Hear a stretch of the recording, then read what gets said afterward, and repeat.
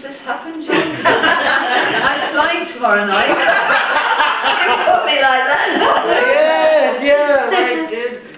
You don't hear about it in the news. No, you only get those stories from pilots like me. It's called crabbing. Yeah, crabbing. Yeah, crabbing. Yeah. John, what was your least favourite airport to fly into? The least one? Oh my gosh.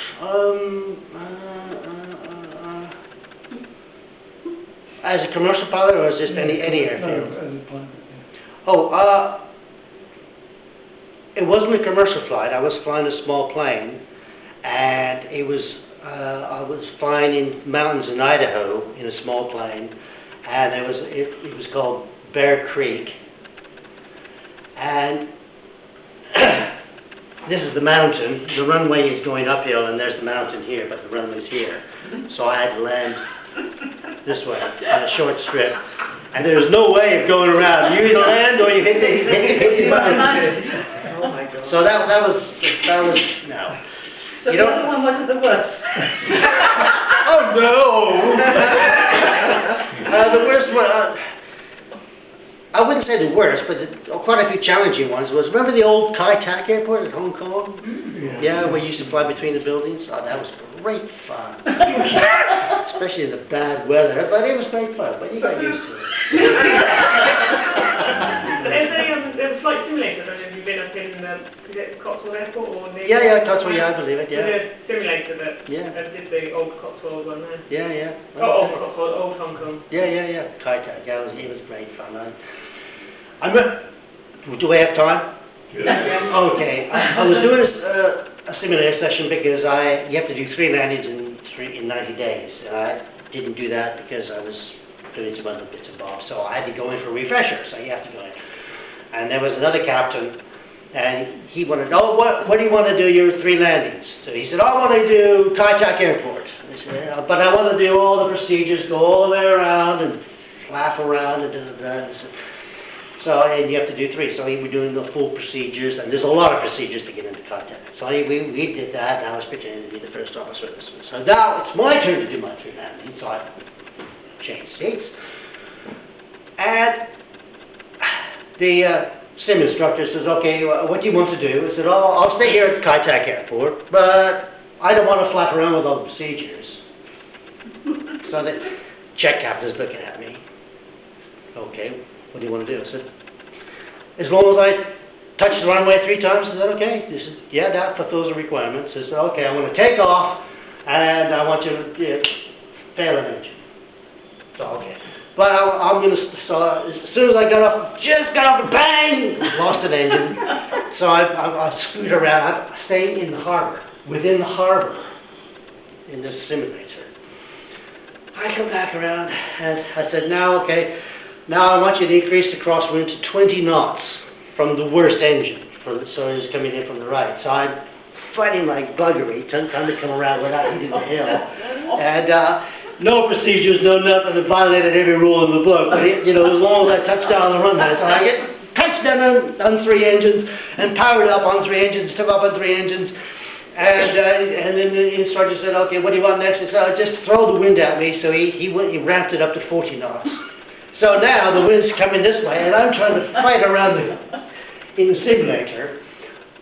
I never knew what the buildings looked like in a simulator until I flew between 2 of them in Hong Kong City in a 747. Cool as the wind as the buildings are going by, but I didn't see anything.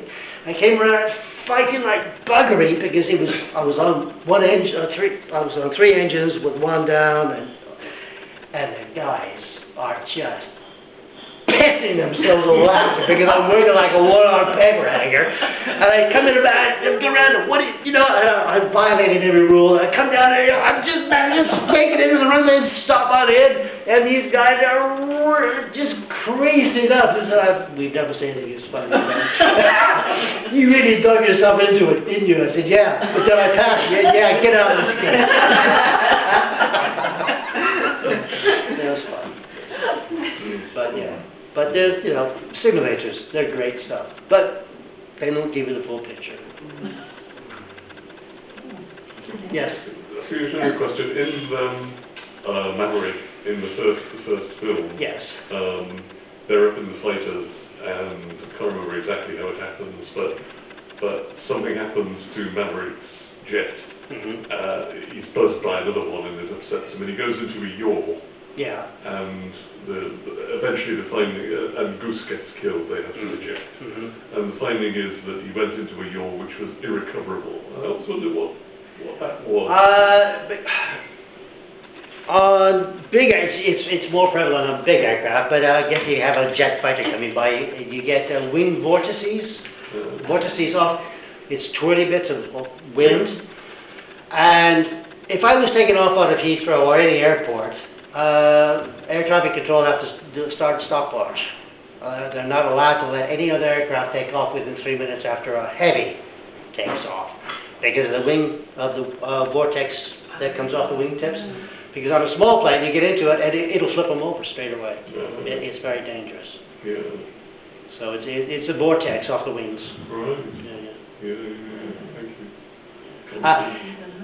And it can stay there for the vortex swirling wind, and there's no airplane there, but there's wind, and it'll buffet you all over the place, and they can stay on the runway for 2 minutes. It helps when there's a crosswind, it tends to blow it off the runway, the swirling wind.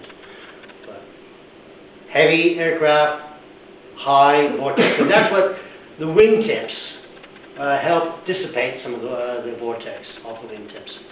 That's just aerodynamics. Sorry, you got one of my stories. How much is that, sorry? Go ahead. How much of the aerodynamics do you actually learn about? You learn a lot. You learn quite a bit because you need to know all the dynamic controls and how much they could do, and when you get into high-speed regimes, you know, and you're starting to lose control of why the aircraft is buffeting, because you're going fast, the shock wave is starting to come off the wingtips and other bits, and it affects the dynamics of the aircraft. So you don't want to go into the high-speed regime. We were limited to Mach 0.98. We couldn't break the sound barrier, even though a couple of the 747s have broken the sound barrier and survived, but they were damaged. The Concorde used to break the sound barrier. But it was built for that. These aircraft, all the aircraft now, all the civil aircraft are built for subsonic. Right. You could set your clock by Concorde going over Plymouth when it hit the... Yeah. You hear the boom that went back. Thank you very much. Yeah. Well done. Yeah.